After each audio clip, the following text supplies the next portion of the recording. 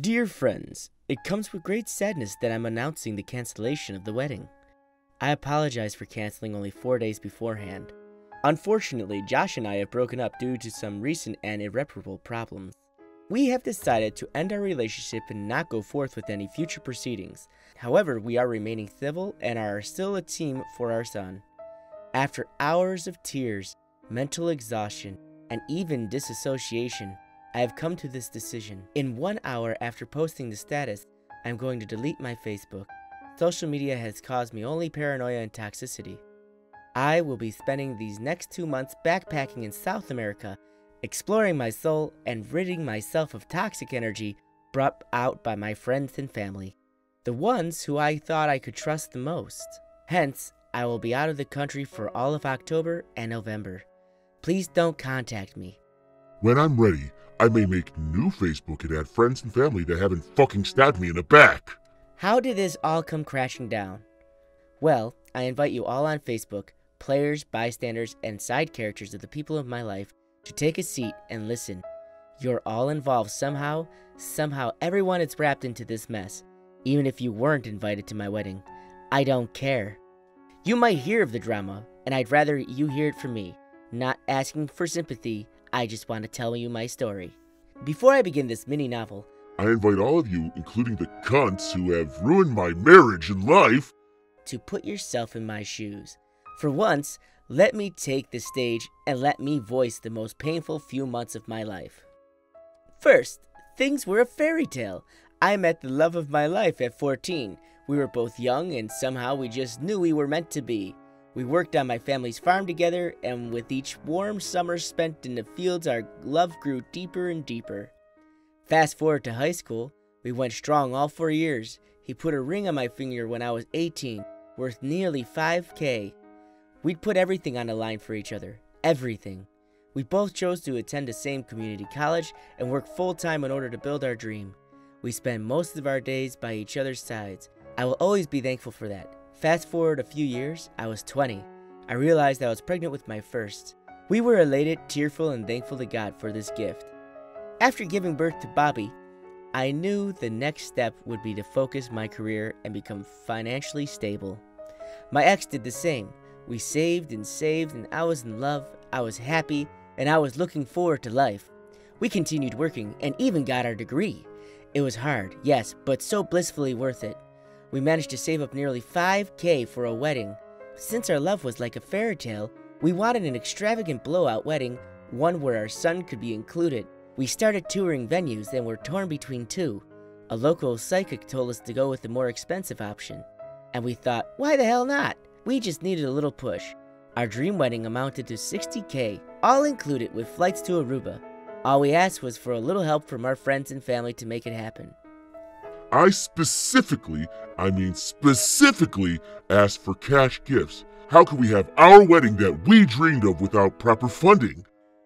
We'd sacrificed so much and only asked each guest for around $1,500. We talked to a few people who even promised us more to make our dream come true. My maid of honor, who shall not be named, pledged $5,000 along with her planning services. We tearfully thanked and accepted. My ex's family offered to contribute $3,000, so our request for $1,500 for all other guests was not fucking out of the ordinary. Like, we made it clear, if you couldn't contribute, you weren't invited to our exclusive wedding. It's a once-in-a-lifetime party. So we sent out our RSVPs, and only 8 people replied and sent us the check. We were fucking livid. How was this supposed to happen without a little help from our friends? To make matters worse, my ex's family took back their offer. Suddenly, more people backed out. Including the cunt maid of honor. My best friend since childhood, my second family. I was so shocked and tearful. To make matters worse, it was only a month before the wedding. To cancel everything would have been more than $5,000. Desperately, we resent our invites and ask people to donate what they could. I mean, seriously, people. What is $1,000? What is $1,500? Clearly not a lot. It would be quite manageable and within budget. I've heard people asking for worse. We also set up a GoFundMe that only got us $250. At this point, we were exhausted, tired. I yelled at my ex. I became unraveled. I realized my dream wedding was becoming a nightmare. Then it got worse. My ex came into the room and offered to get a Vegas wedding done. I laughed in his face, but he was dead serious. He wanted those cheap, raggedy, filthy, whore-like Vegas weddings. I mean, what the fuck? Was he out of his mind? Am I some hoosh piece of fucking trash hooker? Am I supposed to like the idea of getting married in the heart of a shady gambler's, alcoholic, and get rich fast fallacy? Suddenly, my body began to shake as I entered panic attack. My ex left the room and I didn't apologize for his horrid suggestion. I then called my maid of honor and cried my eyes out. And instead of sympathy, I was told that I was asking for way too much and I should stick to my budget. I mean, no words can describe. How could someone who offered me thousands of fucking dollars then deny my promised money? And then to tell me to shift down my budget? She knows my fucking dream was the blowout wedding. I just wanted to be a Kardashian for a day and then live my life like normal. I called her a filthy fucking poor excuse of a friend and hung up. Then she blocked me off of all social media. Rumors swirled, I received anonymous threats. My ex stayed out later and later, and I have a feeling he even cheated. My bridesmaid climbed on a boat with my maid of honor and dissed me. They essentially told me I was crazy. They asked for their deposit back, so I said, fuck you. I refused to give it back until they pay me back for their emotional distress. My ex started to talk to my maid of honor and gossip about me behind my back. I overheard him talking in the basement when he called me a stuck-up bitch. Anyways, I'm exhausted. I'm bone-tired. My heart is not the same. It's stone cold, fragmented, empty.